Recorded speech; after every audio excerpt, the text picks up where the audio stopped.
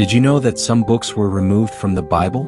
This question has stirred curiosity, debate, and even controversy among Christians for centuries. The Bible as we know it today did not fall from heaven fully assembled. It went through a long process of writing, preservation, selection, and organization. Understanding this process helps explain why different Christian traditions do not all use the exact same list of biblical books. In the early centuries of Christianity, many writings circulated among believers. Some were letters written by apostles, others were historical accounts, prayers, wisdom writings, or stories meant to encourage faith. Not all of these writings were eventually included in the Bible. The collection of books recognized as scripture is called the canon.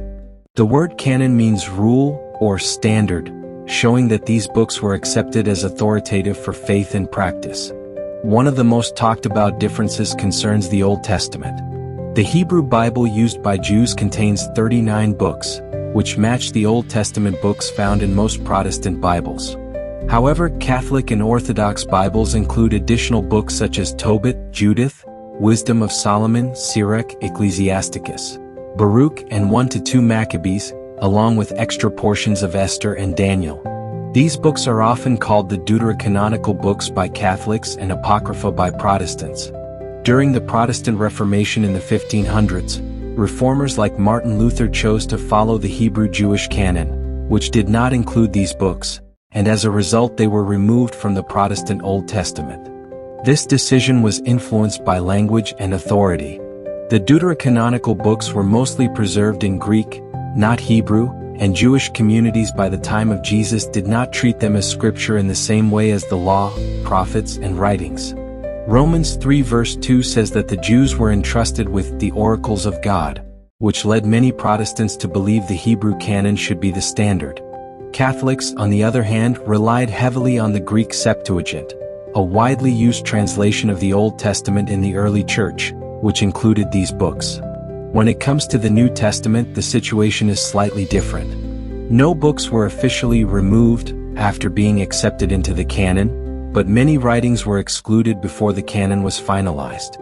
Books like the Gospel of Thomas, the Gospel of Peter, and the Shepherd of Hermas were known in early Christianity but were not included because they were written later, lacked apostolic authority, or taught ideas that conflicted with what the church recognized as true doctrine. The church applied key tests.